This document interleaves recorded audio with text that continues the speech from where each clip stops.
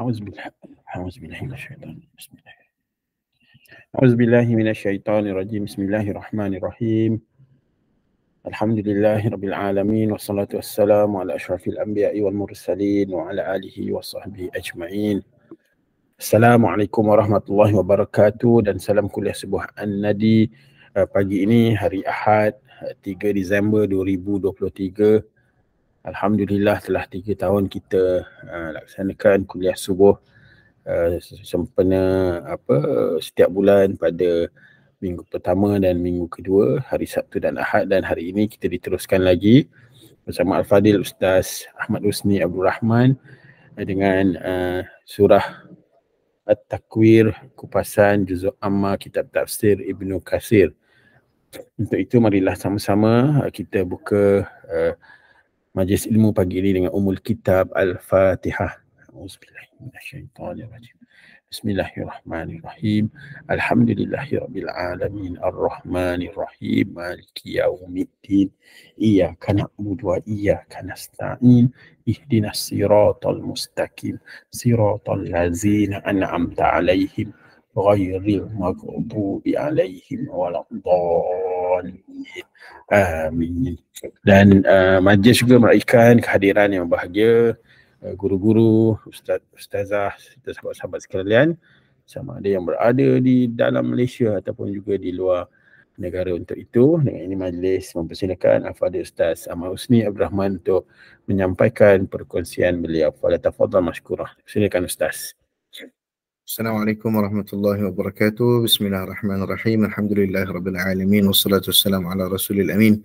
Sayyidina wa maulana Muhammad wa ala alihi wa sahbihi ajma'in wa ba'du. Rabbi shrah li sadri wa yassir li amri wa hlul 'uqdatam min lisani yafqahu qawli. Allahumma la sahla illa ma ja'altahu sahla wa anta taj'alul hazna idza syi'ta sahla. Rabbana yassir lana wa la tu'assir wa atmim lana bil khair. Alhamdulillah, pertamanya syukur kepada Allah Subhanahu wa taala. Limpah rahmat, inayah, keizinan daripada Allah juga dapat sama-sama kita berhimpun dan berkumpul pada pagi ini dalam majlis ilmu, dan moga-moga perhimpunan kita dan permukiman kita dalam dunia ini diberkati oleh Allah Subhanahu wa taala. Terima kasih Tok Red selaku pemudah acara pada pagi ini, guru-guru yang kami kasihi, ashabul fadilah, asatizatul kiram, sahabat-sahabat yang dimuliakan Allah Subhanahu wa taala. InsyaAllah kita akan sama-sama melihat kepada bahagian kedua dalam tafsiran surah At-Takwir. Allah Subhanahu wa taala berfirman, a'udzu billahi minasyaitonir rajim, fala uqsimu bil khunnasil jawaril kunnas wal laili idza as'as was subhi idza tanaffas innahu laqawlu rasulin karim dhi quwwatin 'inda dhil 'arsy makin muta'in thumma amin wama sahibukum bimajnun ولقد رآه بالأفق المبين وما هو على الغيب بضنين وما هو بقول شيطان رجيم فأين تذهبون إن هو إلا ذكر للعالمين لمن شاء منكم أن يستقيم وما تشاءون إلا أن يشاء الله رب العالمين. طيب, dalam perbincangan ini dalam ayat 15 dan sehinggalah 29 habis insya-Allah surah Takwir hari ini, Allah Subhanahu wa taala bersumpah. Sekali lagi subjek sumpahan Allah Subhanahu wa taala itu diteruskan. Sungguh aku bersumpah dengan al-khunnas, bintang-bintang, al-jawaril kunnas, yang beredar dan yang terbenam. Baik. Kat sini ada dua sebutan, al-khunnas, al-jawaril kunnas. Okey. Al-khunnas itu disebutkan sebagai bintang-bintang yang beredar dan terbenam. Apa maksud bintang-bintang yang tenggelam di saat siang hari dan di malam hari kelihatan? Itu antara maksud daripada perkara itulah khunnas itu. Dan sebahagian daripada mereka mengatakan al-khunnas adalah saat matahari terbit, yang kemudian waktu dia beredar di falaknya ataupun di tempat peredarannya dinamakan al-jawar, dan waktu dia tenggelam namanya al-kunnas. Ini diambil sempena perkataan ataupun kata-kata orang Arab. Dia orang sebutkan awadh-dhabiyyu ila kunasah, ataupun ila kunnasihi, ila kunnasihi, antelope bahasa Melayu apa Tok Red? Antelope alah, binatang tu dah. Rusa hutan tu apa? Dia rusa lah, tapi yang tanduk panjang straight tu kan. Antelope tu yang jadi lambang negara Qatar tu. Apa nama tu, antelope lah. Binatang tersebut kembali ke sarangnya, menghilang ke sarangnya. Sebab itu daripada perkataan kita belajar dulu bahasa Arab, penyapu, apa penyapu dalam bahasa Arab? Miknasatun. Betul? Ingat?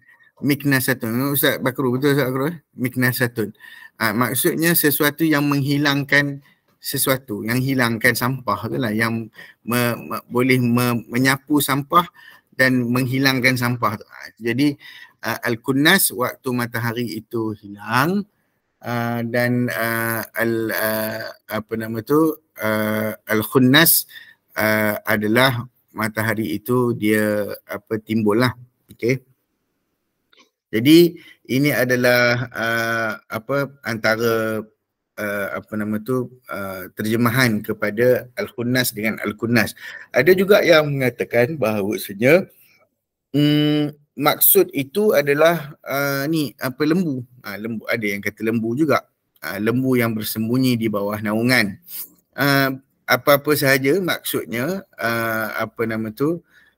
binatang-binatang yang beredar dan terbenam. Maksudnya binatang yang keluar daripada kurungan ataupun daripada kumpulan mereka, daripada tempat mereka bersembunyi ataupun melindungkan diri, dan binatang-binatang yang kembali semula kepada tempat yang mereka tempat persembunyian. Okey. Jadi yang dimaksudkan dengan itu, kata Mujahid, adalah bintang-bintang. Jadi ini adalah maksud kepada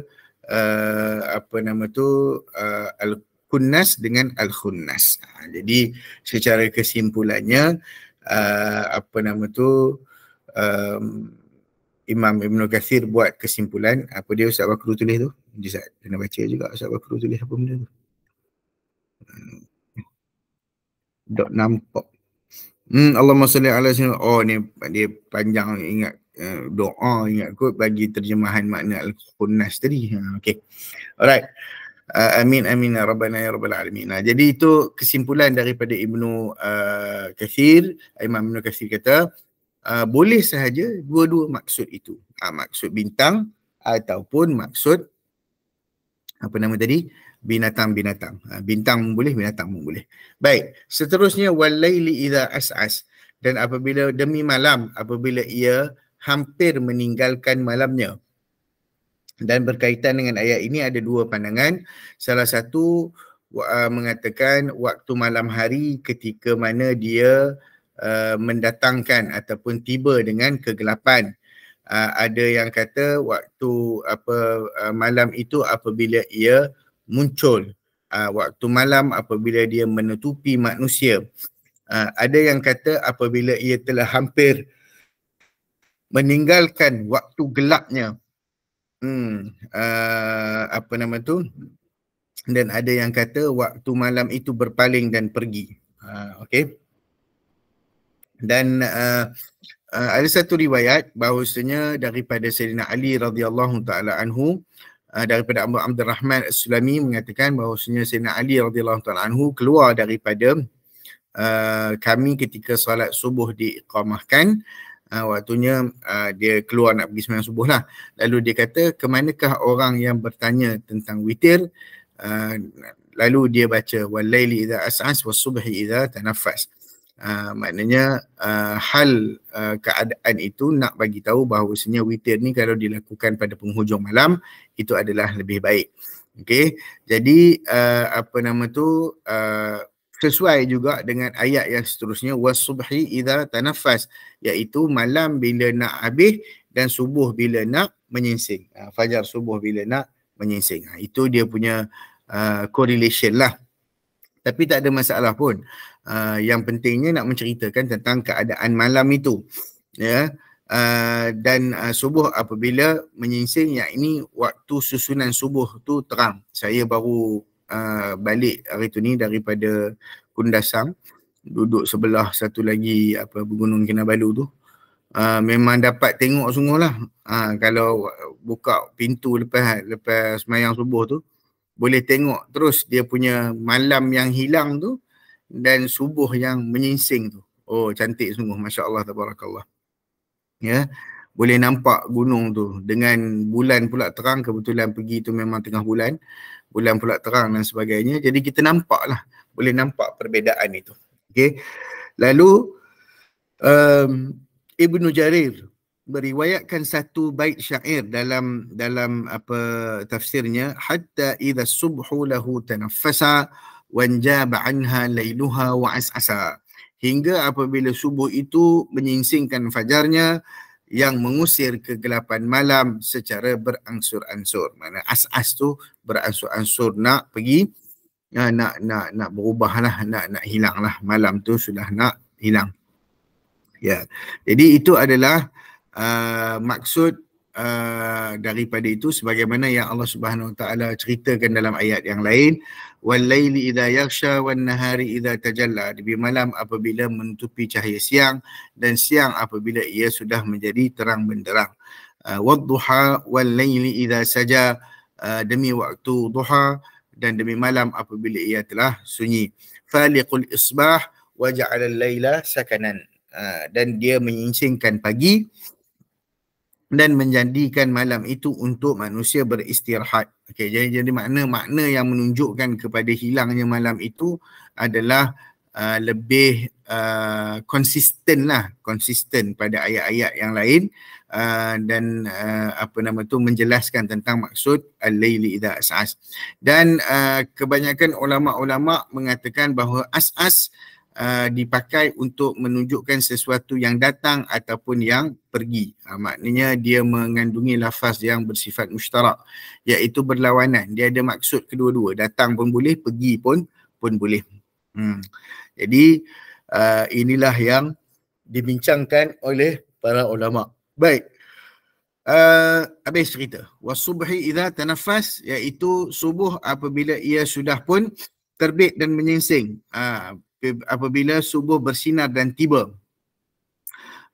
Innahu laqaulu rasulin karim, sebab kedua-duanya itu, waktu malam berlabuh pergi dan juga waktu subuh ini menjadi waktu yang terpenting untuk manusia sebenarnya. Waktu malam yang berlabuh pergi itu waktu terpenting untuk orang-orang ahli ibadat, dan waktu subuh, waktu pagi itu adalah waktu terpenting bagi mereka nak mulakan pekerjaan. Jadi sebab itu timing tu, bila Allah Ta'ala sebut timing ini adalah timing asas yang dijadikan kepada kehidupan manusia, untuk manusia mengambil rehat dan memulakan kehidupan. Itu maksudnya. Right. Innahu laqaulu rasulin karim, sesungguhnya Al-Quran itu benar-benar firman Allah yang dibawa oleh utusan yang mulia. Maknanya Al-Quran ini disampaikan oleh malaikat yang mulia, terhormat, lagi berakhlak tinggi, iaitulah Jibril alaihi salam. Innahu laqaulu rasulin karim dhi quwwatin inda dhil arsy makin. Dhi quwwah maknanya menceritakan tentang malaikat yang mempunyai kekuatan. Allamahu syadidul quwa dhu mirratin fastawa. Yang mengajarnya itu, yang mengajar Nabi Muhammad itu adalah allamahu syadidul quwa, yang mempunyai kekuatan yang sangat hebat. Itu menceritakan tentang sifat malaikat Jibril alaihi salam. Dan ini adalah juga sama makna sebagaimana yang disebut oleh firman Allah Ta'ala yang lain, tadi tu, allamahu syadidul quwa dhu mirratin, yang mempunyai akal yang cerdas, fastawa, lagi tetap pendiriannya, inda dhil arsy makin, yang mempunyai kedudukan yang tinggi di sisi arash, yang teguh di sisi Allah Subhanahu wa Ta'ala. Muta'in thamma amin, yang ditaati ditaati sama amin, kemudian lagi dipercayai. Muta' dia ditaati oleh malaikat-malaikat yang lain, maksudnya didengari di alam malaikat kata-katanya. Dan malaikat Jibril ni dapat memasuki 70 lapis tirai cahaya tanpa izin. Tu hebat malaikat Jibril. Nak cerita ni tuan-tuan boleh tengok buku Dr. Sulaiman Al-Ashqar, Alamul Malaikatil Abrar. Ada satu buku nama dia Alamul Malaikatil Abrar, alam malaikat-malaikat yang baik-baik, yang benar, yang baik-baik, yang terpuji. Jadi mereka itu adalah makhluk yang diciptakan Allah dengan kehebatan, dengan mempunyai kekuatan dan mempunyai kelebihan yang tersendiri. Okey. Kemudian dia ditaati di alam malaikat dan dipercayai. Dan dengan kata lain nak sebutkan malaikat ni bukan malaikat yang level yang biasa-biasa, tetapi pemimpin yang dimuliakan di kalangan para malaikat yang mempunyai peranan yang sangat besar, dipilih untuk menjadi perantara, duta di antara Allah Subhanahu Wa Taala dan Rasulnya, dan membawa wahyu Allah Taala. Beratlah kan, raja berat. Okey, lagi dipercayai. Malaikat Jibril mendapat satu kepercayaan daripada kalangan para malaikat yang merupakan penghargaan yang sangat besar kepada Jibril alaihissalam, dan Allah Subhanahu Wa Taala nak menyucikan Nabi Muhammad SAW dengan kedatangan Jibril itu, yang mana sebenarnya mereka orang-orang Arab Jahiliyah, mereka mengatakan Nabi Muhammad itu sudah gila. Gila kan? Gila. Sebab bila nak terima wahyu tu, keadaan Nabi tu sangat pelik lah. Kadang-kadang bergegar seluruh badan Nabi SAW. Kadang-kadang Nabi dengar bunyi macam loceng yang sangat kuat di telinga. Nabi macam nak demam. Jadi macam orang cakap dia tu dah kena sawan ataupun gila. Itu bahasa mereka lah kepada Nabi SAW. Nak membuktikan bahawasanya yang datang ini adalah Jibril, yang membawa kepadanya adalah Jibril, yang mana mereka ketahui sebenarnya daripada kitab-kitab terdahulu bahawasanya Jibril ini, sebagaimana yang diterangkan oleh Al-Warqah bin Nawfal, dia kata adalah An-Namus. Nama yang dikenali dengan An-Namus, iaitu malaikat yang juga mendatangi nabi-nabi sebelum daripada Nabi Muhammad sallallahu alaihi wasallam. Itu adalah kedudukan lah. Dan kedudukan Jibril ni untuk mengelakkan daripada orang kata Nabi Muhammad itu gila, tiba-tiba dapat pencerahan daripada sawan dan sebagainya. Wa ma sahibukum bimajnun, dan teman kamu itu yakni Muhammad SAW bukanlah sekali-kali orang yang gila. Walaqad ra'ahu bil ufuqil mubin, dan Nabi Muhammad SAW itu pernah melihat Jibril yang di ufuk yang terang, yakni pernah satu ketika Nabi Muhammad melihat Jibril alaihissalam dalam rupanya yang sebenar, yang mempunyai 600 sayap. Dan setiap satu sayapnya itu lebarnya seluas daripada timur dan barat. Itu dia. Itu adalah apa yang pernah disebutkan oleh dalam hadis-hadis lah yang berkaitan dengan rupa sebenar Jibril menurut Nabi Muhammad sallallahu alaihi wasallam. Pernah dalam satu riwayat disebutkan Nabi SAW menyatakan ra'aitu Jibril alaihi salam inda sidratil muntaha alaihi 600 janah yantathiru min rishihi at-tahawil ad-durr wal yaqut. Daripada Ibnu Mas'ud radhiyallahu ta'ala anhu, bahawasanya Nabi Muhammad SAW pernah bersabda, aku pernah tengok malaikat Jibril ini dalam bentuk rupa yang asal di Sidratul Muntaha, memiliki 600 sayap yang berhamburan di bulunya intan dan permata dengan warna yang berbeza-beza. Ya Allah. Kita tak tahulah macam mana dia punya keadaan tu kan, tapi begitulah. Pernah dalam sebuah hadis yang lain, Nabi pernah meminta Jibril menampakkan bentuk asalnya, lalu Jibril kata, kau tak boleh nak tengok aku, kau tak sangka nanti rupa aku macam mana. Lalu Jibril mengarahkannya pergi ke tempat solat pada suatu malam saat bulan yang terang benderang, lalu Jibril datang dalam bentuk asal. Rasulullah pengsan tak sedar diri. Sebab apa? Sebab tengok sayap Jibril tu besar sangat, ada 600 sayap. Lalu bila Nabi dah bangun, Jibril pun bersandar dan meletakkan tangannya di dada Nabi SAW dan bersabda, Maha suci Allah.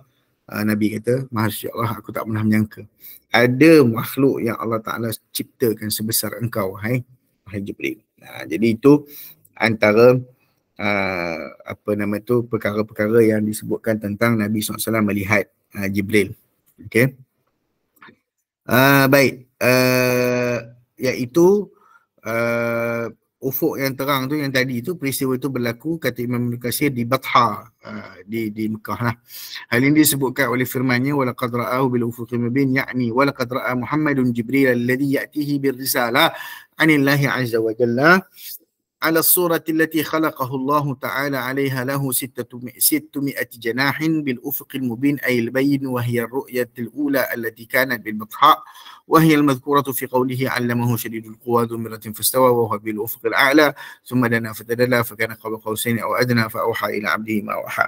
Jadi itulah yang disebutkan bahawasanya Nabi telah melihat Jibril di ufuk yang terang, yakni Nabi Muhammad telah melihat Jibril waktu dia membawa risalah kepada Muhammad daripada Allah Subhanahu Wa Taala dalam bentuk rupa yang Allah Taala jadikan, rupa asal yang mempunyai 600 sayap, yang mana jelas perkara itu dilihat di satu kawasan namanya Batha. Okey.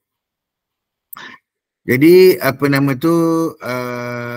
ini adalah penglihatan yang disebut Nabi tengok ni sebelum Sidratul Muntaha tu. Ini yang first, okay? Yang Sidratul Muntaha tu second. Yang first dia pengsan, yang second tak pengsan sebab dah tahulah, dah aware lah bentuk Jibril tu. Baik, walaqad ra'ahu nazlatan ukhra, dan disebutlah hadis ayat yang lain, dan Nabi Muhammad melihat Jibril dalam rupa yang asli pada waktu yang lain pula. Inda Sidratul Muntaha, iaitu di Sidratul Muntaha, indaha jannatul ma'wa idh yaghsha sidrata ma yaghsha, iaitu mempunyai syurga yang dijadikan tempat tinggal, dan Nabi Muhammad melihat Jibril ketika Sidratul Muntaha diliputi oleh sesuatu yang meliputinya. Okay, jadi ayat-ayat ini menjelaskan antara satu dengan yang lain. Wa ma huwa 'alal ghaibi bidhanin, dan dia Muhammad bukanlah seorang yang bakhil untuk menerangkan sesuatu yang gaib itu. Nabi ni tak kedekut untuk menceritakan, tak kedekut untuk menyampaikan. Bukan itu sifat Nabi SAW. Sifat Nabi SAW adalah apa dia? Siddiq, amanah, tabligh, fatana. Tabligh tu maksudnya memang Nabi akan sampaikan sampai habis. Mustahil Nabi menyembunyikan sesuatu daripada urusan agama dan tidak disampaikan. Maknanya kalau kita cakap macam tu, kita mendakwa Nabi ni ada menyembunyikan risalah lah. Sebab kerja Nabi SAW ni dia sampaikan habis apa sahaja yang telah Allah Ta'ala turunkan kepadanya. Dan Nabi Muhammad SAW bukanlah sepatutnya orang yang disangsikan terhadap apa yang diturunkan Allah kepadanya. Dan Nabi SAW itu bukanlah orang yang bakhil untuk menerangkan apa yang diturunkan oleh Allah SWT kepadanya kepada setiap orang. Dia bukan orang yang pendusta, dia bukanlah orang yang diragukan. Ada orang baca dengan dhat, ada orang baca dengan zat. Bidhanin, dua-dua tu maksud lebih kurang sama. Zanin orang yang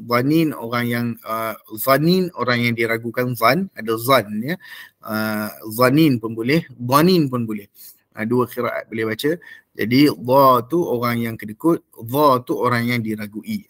Tapi maksud tu diragui dari sudut kebenaran. Itu maksudnya gitu. Tidaklah Nabi itu tidak diragui kebenarannya. Allah Ta'ala Qatadah kata Al-Quran itu asalnya ghaib lalu diturunkan kepada Nabi Muhammad SAW, dan Nabi tidak kikir terhadap manusia, dan disebarkan Al-Quran menyampaikan dan memberikan kepada setiap yang dikehendaki. Hal yang sama disebutkan oleh Akrimah dan Abu Zaid yang membaca dengan qiraat dhat.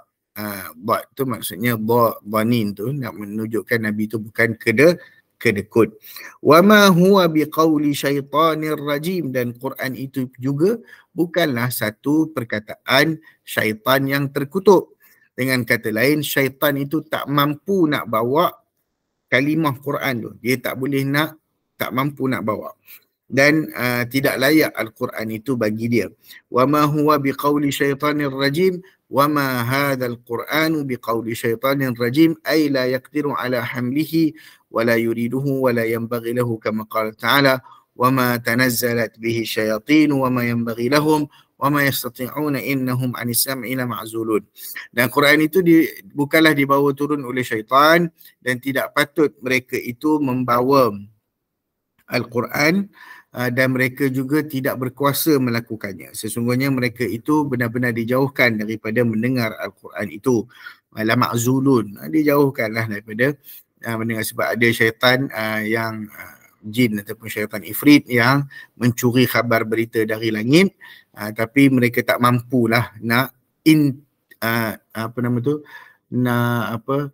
intercept Al-Quran tu, nak ubah. Okay, dia tak boleh nak buat. Okay, benda tu is maknanya seolah-olah dia tak mampulah. Waktu Quran tu nak turun kepada Nabi Muhammad SAW, mereka tak mampu nak curi, mereka tak mampu pun nak mengubah kedudukan, nak intercept ayat-ayat Quran. Jadi ini adalah mukjizat yang terpelihara. Baik. Fa aina tadhhabun? Kemanakah kamu nak pergi? Ini ayat ditujukan kepada orang yang lari daripada Al-Quran, akal-akal yang mendustakan Al-Quran, akal-akal yang menyimpang jauh daripada pemikiran ataupun struktur pemikiran yang dibawa oleh Al-Quran. Ayat-ayat Al-Quran ini yang jelas dan terang bahawasanya ia berasal daripada sisi Allah Subhanahu wa Ta'ala.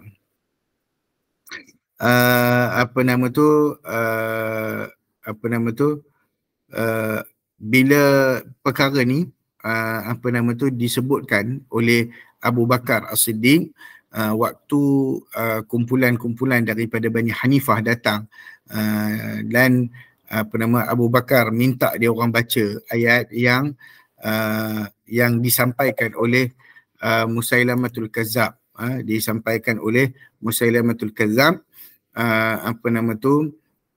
lalu bila dia orang baca dah, Musailamatul Kazzab tu nabi palsu, jadi mereka bacakan depan Abu Bakar.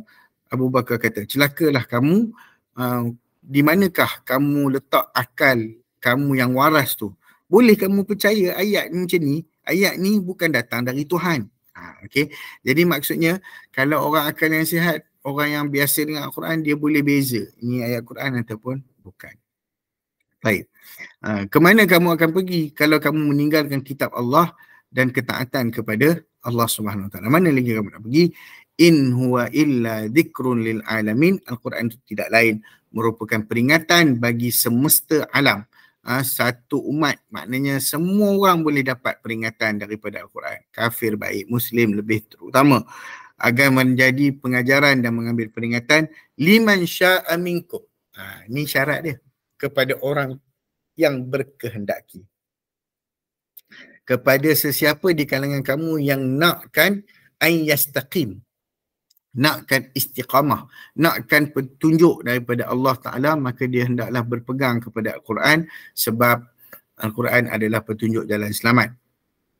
Wa ma tasha'un, tetapi kamu sebenarnya bukanlah kamu yang dapat menghendaki menempuh jalan istiqamah itu, illa an yasha Allahu Rabbul Alamin, kecuali apabila dikehendaki oleh Allah Tuhan semesta alam, iaitu kehendak untuk menempuh jalan hidayah.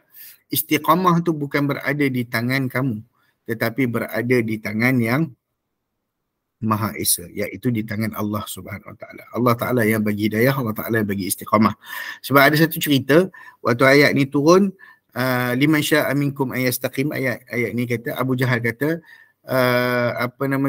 segala sesuatu terserah kepada kita. Jika kita mahu menempuh jalan yang lurus, kata Abu Jahal, tentulah kita lurus. Dan kalau kita menghendaki bukan jalan lurus, maka tentulah kita takkan lurus. Maknanya dia letak benda tu bukan kepada Allah Subhanahu Wa Taala. Lalu Allah Taala kata, dan kamu tak dapat menempuh jalan itu kecuali apabila dikehendaki oleh Allah, Tuhan semesta alam. Maksudnya kalau kita tak mampu istiqamah, ni berat ni. Kalau tak mampu istiqamah, kata para ulama, maksudnya belum lagi Allah Taala kehendaki kita untuk istiqamah. Tu kita kena rasa segan, kena rasa takut, kena rasa risau, kena rasa khawatir. Ayat terakhir ni adalah rentetan daripada ayat yang pertama juga. Idza syamsu kuwirat. Sebab apabila matahari itu telah pun telah pun tetap. Maksudnya sesuatu yang kemas, itu adalah agama. Maknanya agama ni, nak istiqamah dalam agama ni bukannya semata-mata boleh cakap je, jom kita istiqamah, ayuh kita beristiqamah. Nah. It's not a mere word to be uttered, tapi istiqamah adalah sesuatu yang besar, yang mana rezeki daripada Allah Ta'ala untuk kita tetap istiqamah dalam jalan Allah SWT. Wallahualam, sekadar itu selesai kita membincangkan surah At-Takwir. Moga-moga ada manfaat dan kebaikan. Wallahu ta'ala alam. Terima kasih Ustaz atas perkongsian surah At-Takwir ayat 15 hingga 29 pada hari ini, ataupun kita dah selesai lah mendengar kupasan surah At-Takwir. Kita buka kepada sahabat-sahabat, cikgu, ustazah jika ingin berkongsi atau bertanyakan soalan. Dan sebelum tu Ustaz nak minta Ustaz kupas ada satu ayat ni yang tadi Ustaz sebut. Dia beritahu bukan seorang yang wama huwa alal ghaibi bi dhani, dan bukanlah Nabi Muhammad seorang yang boleh tidur dan sangka buruk terhadap penyampaian perkara yang gaib. Ustaz bila disebut dan bukanlah Nabi Muhammad seorang tu, kalau huraian yang selebihnya apa maksudnya tu? Ramai lagi, maksudnya nabi-nabi yang lain. Tak. Dia macam ni. Macam kita nak cerita pasal orang lah. Tok Rek ni bukanlah seorang penipu, itu je. Penyataan. Okay. He is not a liar. Gitu. Gitu Wan. Ingatkan ada lagi yang lain-lain. Bukan. Itu nak cerita tentang Nabi Muhammad. Okey. Silakan cikgu, seperti biasa, Cikgu Hashimah. Sebab dalam ayat Al-Quran, dalam sirah ataupun dalam uslub Arab, dia punya penafian tu kalau letak dekat depan tu lagi kuat. Okey.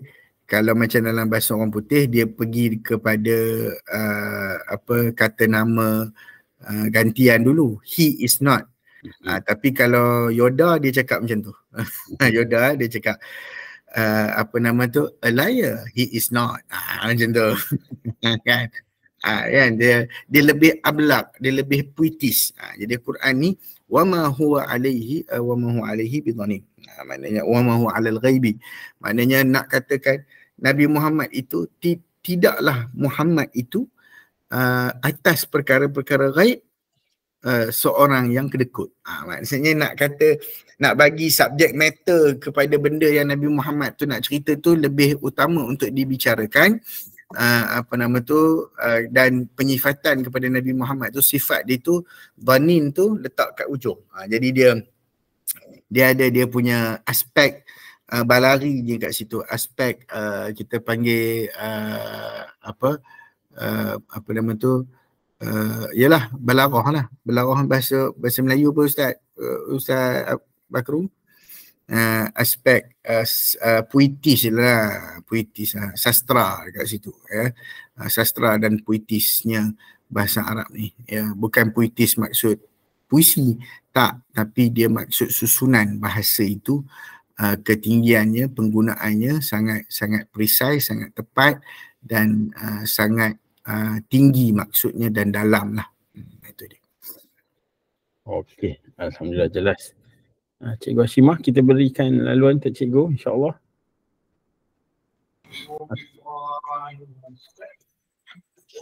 Assalamualaikum Ustaz. Alhamdulillah. Tadi saya tertanya-tanya juga lah yang kaitan dengan yang mengisahkan tentang Nabi Muhammad dapat melihat Jibril. Jibril itu nak menggambarkan apa yang sebenarnya Ustaz? Nak menggambarkan kehebatan Jibril itu ke, nak menggambarkan tentang apa sebenarnya penjelasan di situ untuk kita dapat apalah faham tentang makna tersebut. Okey. Dan yang kedua tentang istiqamah. Dia kata Ustaz kata kalau kita ni Allah tak bagi mana kalau kita masih tidak boleh istiqamah menunjukkan Allah masih tidak lagi sama dia tak boleh tak perkenan lagi. Jadi bagaimana agaknya Ustaz untuk kita tekad untuk istiqamah tersebut Ustaz. Itu je. Terima kasih. Baik, nombor satu, penglihatan ataupun penjelmaan Jibril dalam bentuk yang asal adalah untuk memberikan satu makna kepada Nabi SAW bahawasanya yang datang kepadanya itu adalah bukan makhluk biasa, bukan makhluk yang sama jenis dengan manusia. Nak membezakan manusia dengan malaikat. Jadi dikatakan malaikat itu datang daripada cahaya dan Nabi nak tengok dalam bentuk yang asal itu adalah bermaksud nak tahulah siapanya sebenarnya yang messenger yang sampai kepada aku ni. Maksudnya mungkinlah contoh macam ni lah, kita duk dengar Abu yang di Gaza tu, Abu apa? Allah boleh lupa pula nama dia. Yang tutup muka tu, kan? Yang tutup muka tu, yang bercakap tentera Hamas tu, jadi bila dia bercakap, dia tutup muka, mesti macam satu hari macam nak kenal juga siapa dia yang bercakap ni kan. Siapa yang bercakap ni sebenarnya, siapa yang berada di sebalik topeng tu, maknanya nak tahu jugalah. Jadi Nabi SAW pun nak tahu jugalah siapa dia sebenarnya Jibril ni, bentuknya rather dan datang dalam bentuk mungkin dalam bentuk manusia, yang Nabi jumpa dalam bentuk manusia, bukan dalam bentuk asal dan sebagainya. Jadi ini adalah perkara yang Abu Ubaidah sahih. Abu Ubaidah tu dia tak, orang tak kenal dia, kan. Tu baru dengar suara dan baru dapat layanannya, yang Maya tu dah terlentuk dah tu. Tu baru dapat kebaikan aja, belum tengok muka lagi. Tengok muka rasanya pengsan kot. Maksudnya macam tu lah. Mungkinlah, yalah, maksudnya kita nak kenal siapa sebenarnya yang tu Nabi SAW pun dia nak kenal siapa sebenarnya Jibril tu. Itu antara benda lah. Dan nak melihat sebenarnya apakah siapakah yang membawa risalah Allah ni, apa rupa dia, kan? Rupa dia macam mana, rupa-rupanya tengok memang hebat. Maknanya memang hebat, maknanya sebegitu besarnya makhluk Allah jadikan untuk membawa risalah, untuk bawa Quran, untuk bawa wahyu nak sampai kepada Nabi Muhammad SAW. Antara lain boleh kita katakan bahawasanya itu juga merupakan satu bentuk kita nak katakan Quran itu hebat, dan yang nak bawa ataupun mestilah sesuatu yang hebat. Itu yang pertama. Yang kedua, macam mana nak dapatkan istiqamah ni, kena berusaha istiqamah. Macam mana nak dapatkan, okey, kita baru siap gelanggang basketball kan kat sekolah. Tahniah, terima kasih banyak kepada para penyumbang. Nak dapat 3-pointer untuk shoot dekat tu kan. Okey, berapa kali kita kena shoot? Berapa kali kita kena praktis? Bruce Lee kata, aku tidak takut kepada orang yang mempunyai 1000 skill ataupun 1000 helah dalam pertarungan, tapi aku takut kepada orang yang berlatih satu tumbukan ataupun satu tendangan 1000 kali. Maksudnya apa? Maksudnya nak kena buat berulang-ulang kali tu. Kita kena praktis. Istiqamah mesti kita praktis, mesti kita usahakan. Untuk effort tu Allah Ta'ala nak bagi taufik. Bukan maknanya Allah Ta'ala kedekut tak mau bagi. Tak. Itu jangan kita kata macam tu. Sebab setiap sesuatu perlukan usaha. Nak dapat istiqamah macam mana tiba-tiba bangun-bangun pagi terus istiqamah? Bangun-bangun je. Berasa istiqamah lah. Tak. Dia mesti ada dia punya ni. Contoh orang nak menulis cikgu nak menulis menulis karangan ke karya ke. Macam mana dia nak menulis kalau dia tidak pernah ada latar belakang membaca tulisan-tulisan orang lain secara banyak kali. Dan itulah yang akan membentuk dia punya pemikiran dia dan gaya penulisan dia. Dia akan ada gaya penulisan dia sendiri. Tapi macam mana gaya penulisan itu dibina? Dengan berulang-ulang kali membaca karya orang lain. Barulah dia ada dia ada style dia. Barulah dia boleh wujudkan style dia sendiri, tetapi dia belajar daripada membaca berulang kali, istiqamah membaca orang lain punya tulisan. Jadi itu adalah benda yang sebenarnya diperlukan untuk umat kita buat, kena latih diri untuk istiqamah sehinggalah Allah rezekikan istiqamah tu. Dan bila Allah rezekikan istiqamah tu lah yang dapat pahala tu. Baru ni kan kita PKP, orang kata tak boleh nak sembahyang jemaah sebagainya. Dia orang yang istiqamah sembahyang jemaah, orang istiqamah solat sunat kat surau masjid dan sebagainya. Kalau betul-betul dia dah istiqamah, Allah rezekikan pahala istiqamah tu, walaupun dia tak dapat buat, pahala tu terus berjalan. Maksudnya itu kehebatan istiqamah ni. Maknanya kehebatan dia, sehingga Allah Subhanahu Wa Taala boleh bagi sesuatu yang walaupun kita tak buat benda tu, tetapi oleh kerana telah terlalu lama kita buat benda tu, telah berpanjangan kita punya kita tetap melakukan sesuatu perkara yang baik itu, maka Allah Ta'ala bagi dengan itu dapat kita reward yang hebat daripada Allah. Okay, Wallahualam. Terima kasih Ustaz. Terima kasih Ustaz atas penerangan berkaitan soalan yang diajukan oleh Cikgu Hashimah. Kita dah 7:57 Ustaz. Saya ada sedikit selingan insya-Allah. Yang pertama, kita sama-sama ucapkan tahniah kepada kekanda kita, iaitu Dr. Mona Uthman yang selesai pengajian Dr. Falsafah beliau dari UKM, dan juga tahniah diucapkan kepada Dr. Jufitri Johar yang juga telah selesai pengajian beliau dalam Dr. Falsafah di UPM, mana kedua-duanya telah konvo dalam minggu ini. Tahniah untuk mereka berdua. Ada ke orangnya di sini? Ada. Dr. Jo. Ada. Kita bagi laluan 30 saat Dr. Jo, kalau boleh bercakap seketika untuk adik-adik yang ada. Assalamualaikum warahmatullahi wabarakatuh. Terima kasihlah pada semua, dan tak ada apalah nak sebut. Alhamdulillah lah. Tahniah Dr. Jufri. Tahniah dan guru-guru terutamanya. Dan juga menjadi inspirasi untuk kami dan adik-adik yang lain, insya-Allah. Ya, adik Husni juga. Ni ramai lagi nanti bakal muncul ni, insya-Allah. InsyaAllah. Tulis semua ya. Terima kasih Dr. Jo. Dan yang ketiga, kita nak menyampaikan bahawa sahabat-sahabat sekalian, jika ingin membeli merchandise An-Nadi, boleh beli di Coop An-Nadi, www.annadicorp.com. Ada bag, ada emblem, ada topi, ada kopiah dan lain-lain. Untuk Ustaz Bakru, kopiah Ustaz Bakru telah kita post ke rumah. Dan seterusnya, untuk membeli tudung dan tali leher An-Nadi boleh dibeli di www.annadi.org, iaitu website Pertubuhan An-Nadi. Dan maklumat seterusnya, insya-Allah AGM Pertubuhan An-Nadi akan dilaksanakan pada awal Februari. Mesyuarat agung tahunan kita, insya-Allah kita akan mencari pelapis-pelapis barulah untuk menjadi jawatankuasa yang baru Pertubuhan An-Nadi Semak Kajang. Dan yang terakhir, selamat menyambut ulang tahun kelahiran kepada Kak Nazatun Nur Zihan yang ada dalam ni. Kebetulan hari ini adalah hari lahir beliau.